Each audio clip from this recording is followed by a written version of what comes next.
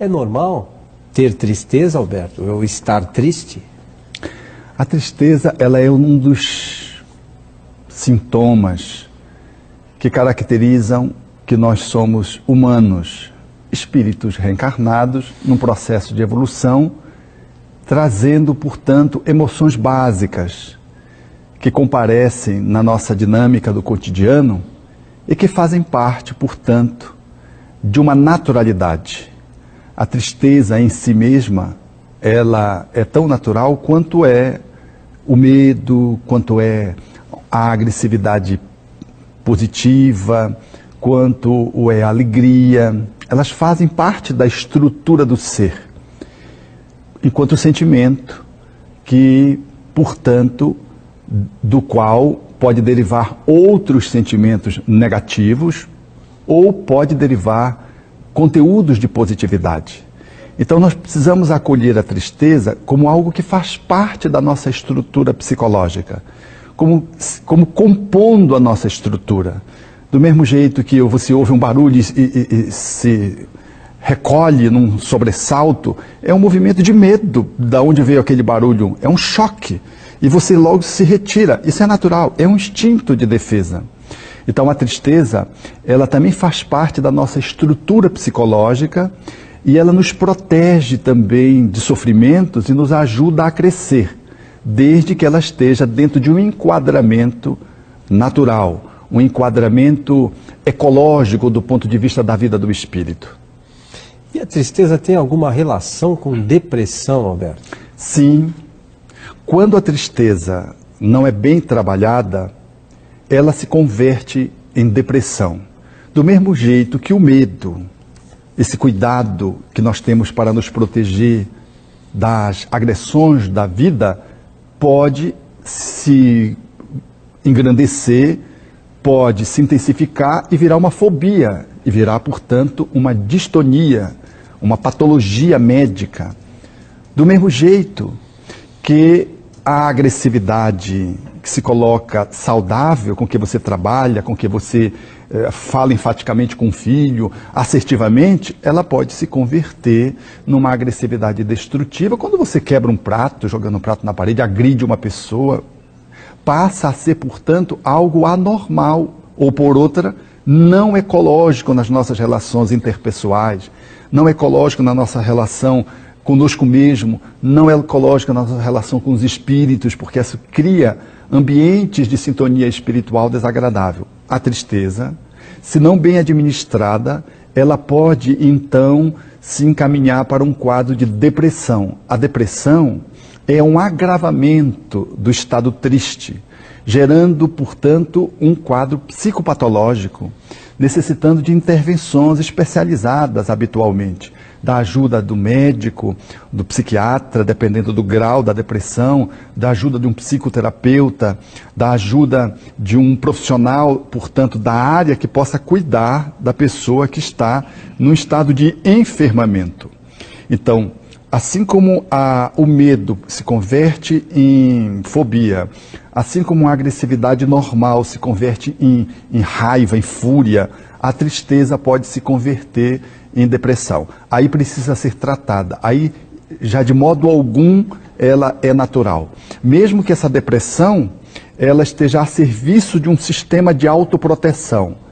O mecanismo de defesa do ser humano, do ego, ele faz com que muitas vezes a pessoa se deprima. Mas essa depressão, que é um sistema de defesa, ela é precário. E ela gera muitos prejuízos, ela me impede de trabalhar, ela me tira o prazer de viver, me inclina a posições de, às vezes, ao suicídio, pensamentos suicidas, desejos suicidas. Então, a depressão, ela me impede de raciocinar adequadamente, de concentrar, de conciliar o sono. Então, o sono se torna demasiado. Então, ela se configura dentro de um determinado tempo como um quadro que precisa ser tratado. Portanto, é uma doença, é uma disfunção do espírito que está atrapalhado. Então, a depressão, diríamos assim, é uma doença da qual deriva-se dela esse viés da tristeza. Não é a tristeza que faz a gente ficar deprimido, são outros conteúdos que nos deixam tristes, e se a gente não consegue elaborar esses conteúdos, a gente pode deprimir. Por exemplo, eu perco a minha mãe. É normal ficar triste. É anormal eu ficar feliz, né? Algumas pessoas dizem, não, eu fiquei feliz, a mãe morreu. Mas foi a mãe da minha esposa, foi a minha sogra. Aí a gente fica feliz, né, porque morreu a sogra. Mas aí já é vingança, não é alegria. Mas a pessoa, quando perde uma mãe, por exemplo, ela fica triste, se recolhe, fica... É normal isso. Agora, se eu passo 1 ano e meio nesse quadro, aí já virou depressão. Ou se a tristeza me impede de levantar, de tomar banho, de me alimentar, então já deixou de ser tristeza e passou a ser um quadro depressivo, às vezes precisando de um atendimento medicamentoso, de um atendimento especializado. Mas ficar triste porque a mãe morreu é normal. Nós estamos diante de um impacto, de uma perda.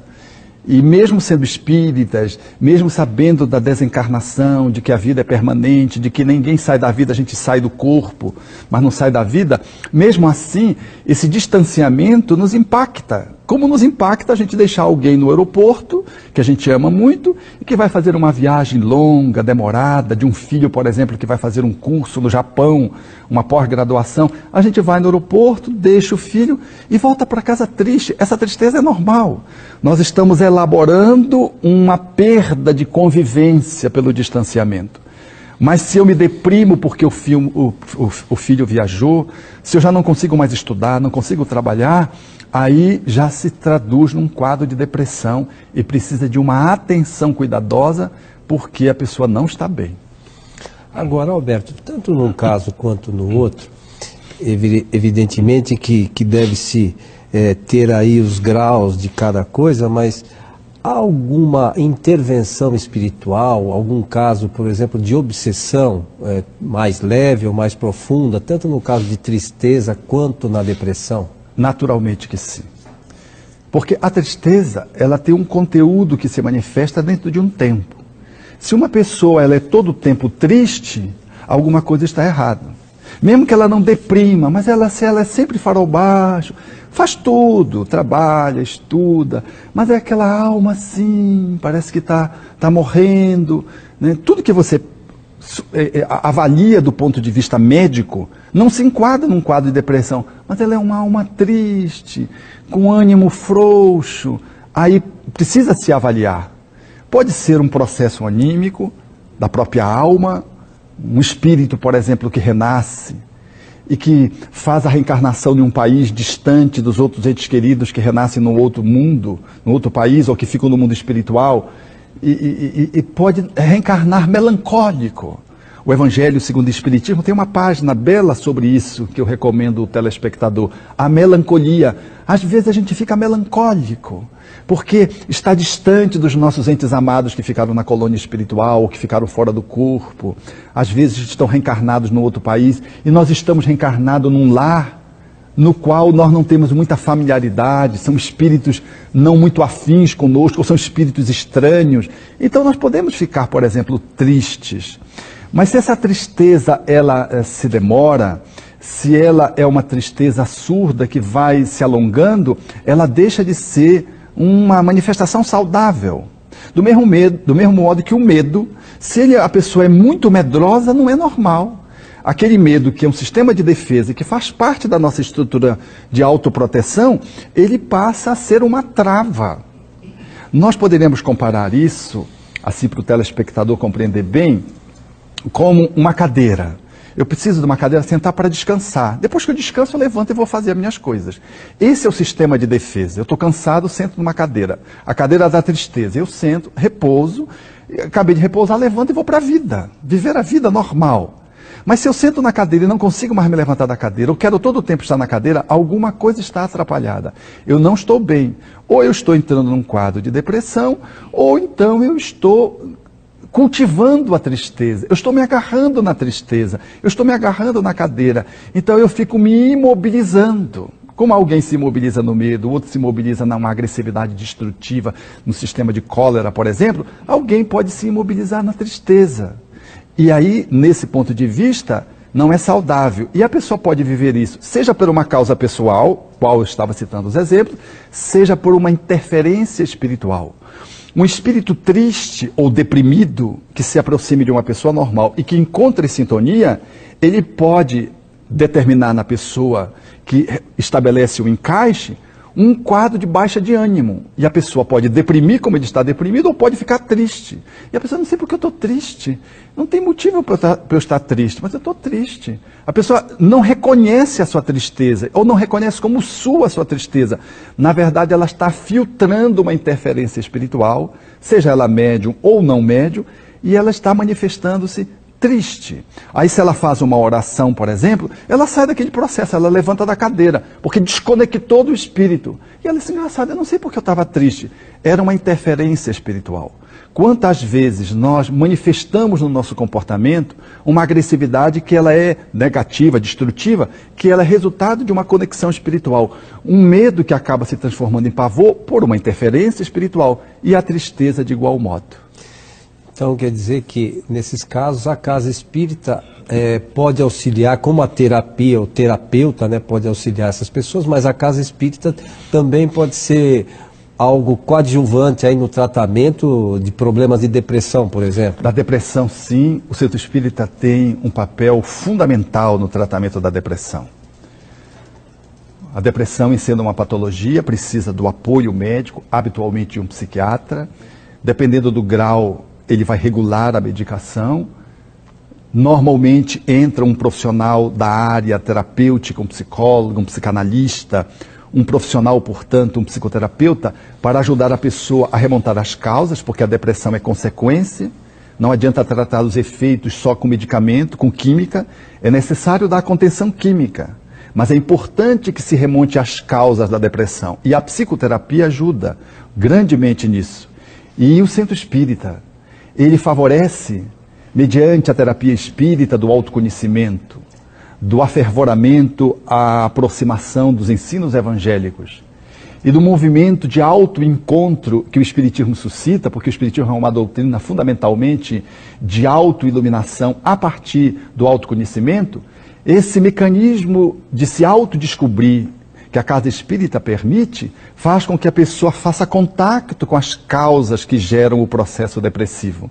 Ao lado de uma terapêutica complementar que o Espiritismo oferece, feita pela bioenergia, seja pelo passe, seja pela água fluidificada, seja pelo campo energético de um centro espírita, a pessoa, em participando do centro espírita, ela se beneficia duplamente, com a ajuda dos espíritos, energeticamente falando, fluidicamente falando, e pelo conteúdo espírita, que vai lhe dar ensejo de que ele possa encontrar as causas junto com o mergulho que ele está fazendo com a ajuda, por exemplo, de um profissional, e ele então possa não só eliminar as causas, mas possa crescer.